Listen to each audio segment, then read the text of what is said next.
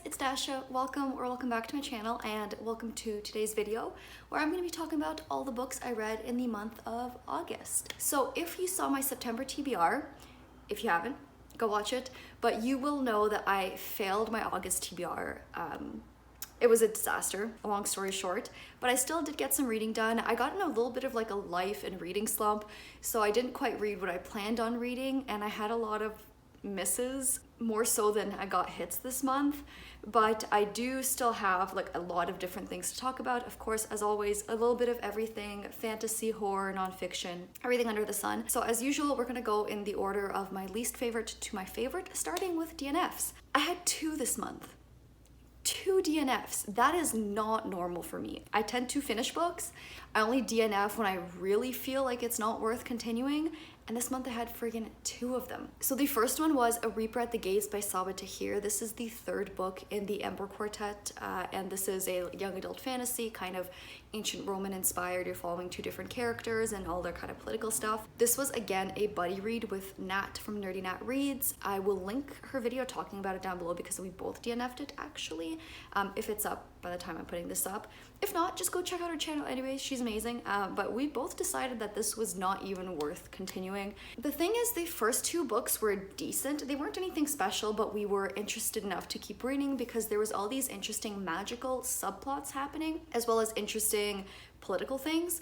The problem is, as soon as we started book 3, it felt like it was just going to be the same thing we've been through in the other 2 books. It felt like the character arcs were going to be the exact same. The characters were going to do the same things over and over again.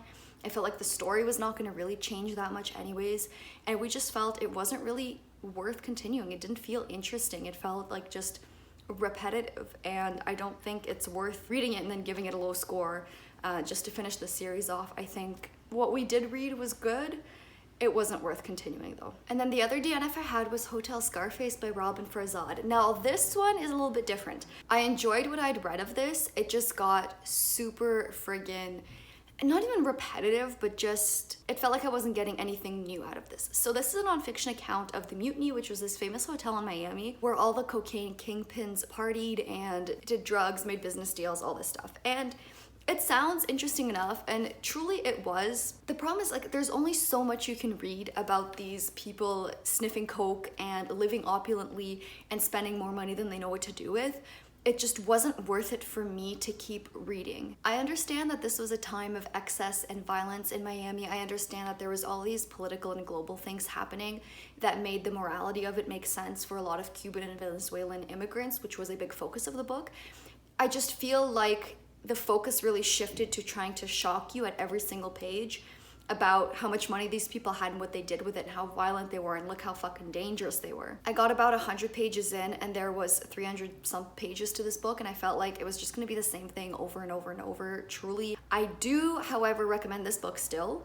I don't think it's bad. It just wasn't really for me, and in the kind of mood I was in, there was no purpose for me to really finish this book. I felt like I got all I could get out of it, basically. However, this book was a good overview of this kind of era, and I definitely want to do further research. I think instead of focusing on the kind of drug underbelly of the Miami scene at that point, I'm definitely more interested in the racial and political tensions that were happening at this time.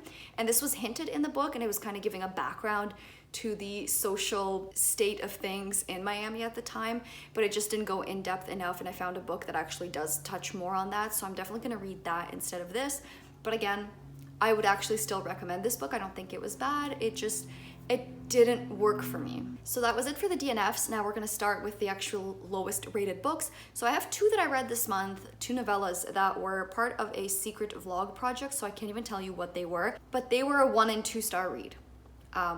So that just adds to the nonsense that I was dealing with this month. And then I have another 2-star read. So American Predator by Maureen Callahan is a true crime nonfiction about Israel Keyes, who I, like a lot of people, have never heard about, even though he was a 21st century serial killer, which I don't think we have a lot of these days. And this book initially was a 3-star read for me. The problem was, once I took a step back, I realized, holy shit, this book had so many things wrong with it. Because if we want to talk positives, the book was well structured. I thought it made it very compulsively readable the way that she presented the story.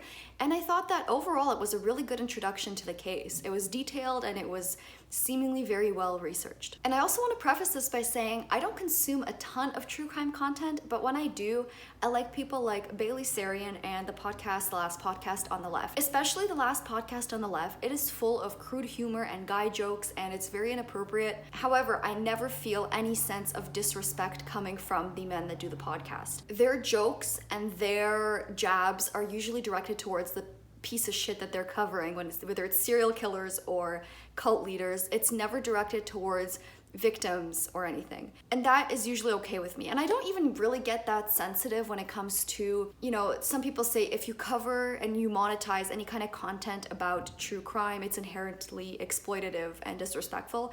I'm personally not in that camp. I know it's a very nuanced conversation, but to me, it's not inherently exploitative. However, this book felt a little bit like that. And I want to explain definitely in depth why I felt this way.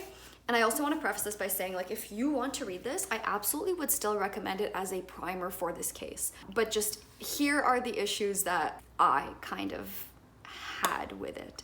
So first off, like I said, I don't really get touchy about victims very often. I don't really feel like just talking about a crime and saying what happened to a victim is inherently exploitative or disrespectful. In this case, I felt like it kind of was though. Maureen Callahan made a huge point of always praising Israel Keyes for his brain and his ability to evade detection, how smart he was and how cunning he was and how he was throwing everyone for a loop. And then the victims in this book just felt like props to Israel's story. And to me, it didn't really make a ton of sense because while the story is about him, victims are not just props. You definitely should not dwell on them, especially not on their bodies post-crime. But Maureen Callahan made a huge point about, she went out of her way to talk about the diving team taking back someone's body from a lake and just went on for pages about it. And it made me feel extremely uncomfortable. I can't even put my finger on exactly why, but I think that coupled with the way that she talked about Keyes and how his intellect was just so superior didn't work for me. And then the other thing that really drove me nuts was this book was so bootlicker-y. The author made so many references to how these poor, hardworking detectives were just trying to keep up with Keyes and his intellect, and they were just trying their best. How good these people were for doing their fucking job and looking for a white 18-year-old female kidnapping victim, as if that's not the bare fucking minimum. Of course they're gonna do that. Why are we giving them all the praise? And they always care when it's a white girl that's kidnapped. So ma'am, take your mouth off the booth. It's unnecessary. We're not praising the FBI and the cops for doing their damn fucking job. And I understand that when they're given someone like Keyes who doesn't leave a lot of clues behind, but again, I'm not for making cops be the hero of the fucking story. I don't think that's what we're gonna do. I think absolutely what they did was important, and obviously the fact that they got him before he got more victims under his belt was great. It's their job. And he was giving them all the clues that they needed. So it seems like all they had to do was just put it together. So no, I did not like that. And then the final thing that kind of annoyed me was the fact that this book was traditionally published and it was riddled with grammatical errors and even spelling mistakes. And I don't understand how you can be okay with that. It just feels like there was not a lot of care put into this. It felt like someone wanted to tell the story. They did their research, but it felt very Pulp Fiction-y, it felt very exploitative, and it felt rushed. Again, I wouldn't warn you away from this book because it is a great introduction to the case. I didn't know anything about this, so reading it, especially in the way that it was presented, was fantastic in terms of just the story. But take everything in this book with a grain of salt. Don't take it at face value. Do a little bit of research. There are other great resources for this case. This book is not a one and done, in my opinion. I don't think anyone should be basing everything off this. I don't think it's that great of a book. Just my opinion. So I ended up dropping my rating for this from a 3 to a 2 star because I was just kind of sitting there thinking about it, and I was like, I don't like how this book made me feel. And that's not common that this happens with any kind of true crime media. So the next book I want to talk about is The Ruins by Scott Smith. This is a horror novel, kind of survival, but also sci-fi horror almost, about a group of 20-somethings that are on vacation in Cancun. There's a group of 4, and then they meet someone who says that he's looking for his brother. His brother has gone missing while they were on vacation there, and he's not going back home without him. So they decide one day to take a day trip out to the rainforest. There was supposed to be some kind of archaeological dig, and that's where the brother went. So they all go to find it, and then it goes downhill from there. If you know the book, that was actually kind of a pun. This was definitely, like I said, kind of a blend of sci-fi and horror, which is a personal plus for me. I really do enjoy that kind of thing. This book was not anything memorable beyond that. I don't think this is a book that's gonna like stick with me forever and like really did the thing for me. It was a little cringy at times. The pacing was a little off at times. The characters fell into stereotypes despite the book trying to like deconstruct them. All of that was true, but it's also true that I enjoyed this. I like gasped and squealed from the disgust. I was hooked. I read it pretty quickly. I was really into it because of this kind of sci-fi element. It kept me guessing the whole time, and when it took the turns, it did the damn thing. I absolutely recommend it if you are looking for something, even if you're not like huge into horror. Obviously it's still gross, but like I think if you're more of a sci-fi fan, this could be a very good crossover for you. And it's got a little bit of that like survival horror aspect. It's got a little bit of, you know, people turning on each other within the group, which is always fun. It's just not the most like amazing book I've ever read, but it was a ton of fun. So I gave this a 3-star rating. Next, I want to talk about Smashed by Junji Ito. So this is a short story collection in the horror manga genre. There's about 13 stories in here. And I don't have a ton to say about this. It was good. I mean, anytime you have short stories, there's gonna be some that are better than others. This just wasn't. I really shot myself in the foot, starting with Junji Ito with Uzumaki, because that is still one of the best horror books I've ever read, period. And the story in that one was just incredible to me. It worked. Some of these worked, some of these didn't.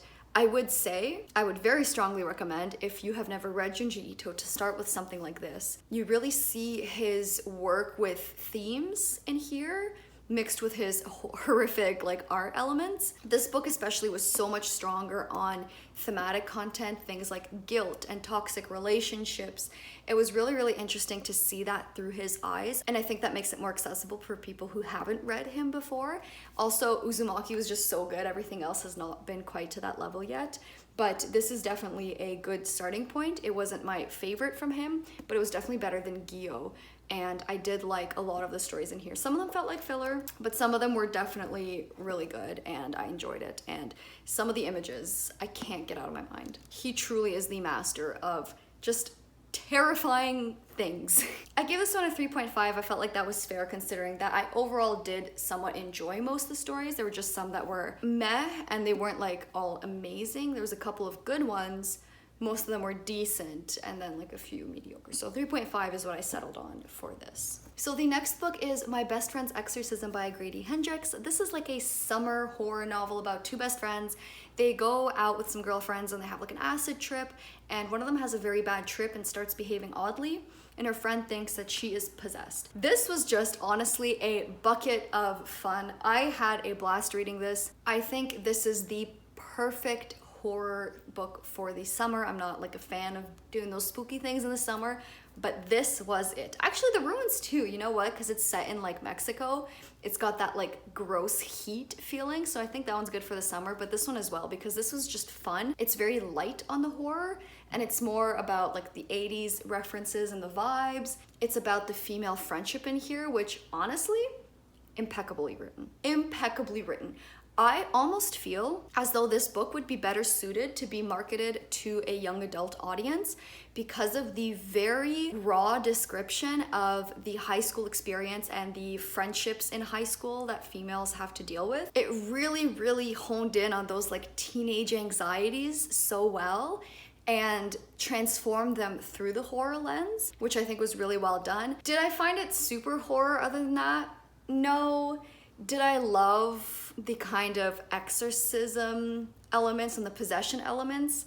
Honestly, not really. Is this like the best written book I've ever read? No, but it was a shit ton of fun. I ended up giving it 3 stars, but actually might bump it up because the more I think about it, I have very positive feelings towards this. I would absolutely recommend this as like a quick summer read. It took me no time to blast through, and it was like funny and really relatable and just a really, really good time, honestly. And then the final book I completed in August is When No One Is Watching by Alyssa Cole. You are following a woman who, after a bit of relationship troubles, moves back to her neighborhood in Brooklyn where she grew up. She knows everyone there. She's super excited to go back. The problem is, once she moves back, she realizes that something is a little off. New neighbors are moving in while the people that she's known her whole life are suddenly disappearing in the night. New stores are popping up and replacing the ones that she's loved her whole life. And she's starting to wonder, gentrification or something more sinister? This was genuinely one of the best thrillers I've ever read. This was phenomenal. One, you can really tell that Alyssa Cole was a romance author because her characters and her relationships are so believable. I absolutely loved exploring that. Sydney as a character, especially our main character, was such a fantastic person to follow. I really, really enjoyed her point of view and her humor and her personality. It just shone through the text in such an authentic way. And this was really helped by the audiobook because the audiobook was phenomenal. Would recommend. I thought it was one of the best ones I've ever read, for sure. I generally do enjoy audiobooks for thrillers more than just reading it because it's kind of an experience, but this one in particular was just excellent. And even the romance that Sydney had with another character didn't feel out of place. It didn't feel unnecessary. It felt very well woven into the story. And normally I would not say that. I think towards the end, it got a little bit too like action movie-y for me, and like at some points it was super dramatic, but overall I really enjoyed this. I ended up giving this a 4 out of 5 stars. Finally, I want to touch on 2 books that I started. So again, if you saw my August TBR, you will know that I also had Pride and Prejudice and The Royal Assassin on my TBRs. So Pride and Prejudice I've started. I'm not enjoying it. I'm gonna be honest with you guys, I do enjoy classics, but this one isn't working for me. I'm thinking of just DNFing and watching the 2005 adaptation because I'm not having fun. I'm not enjoying this at all. Every time I pick it up, I'm reminded of this one bad Goodreads review that's like 1 star. This book was just rich people going to each other's houses and talking. I'm like, honestly, yes. And it's not a pleasurable reading experience, personally. I'm very close to DNFing it. I will see. I might try to pick it up again once I'm past this kind of slump that I was in, but from where I'm standing, I'm not enjoying it. And then we also have Royal Assassin by Robin Hobbs. This is the 2nd book in the Farseer trilogy. We're following Fitz, bastard son. There is a helicopter and a truck doing construction outside.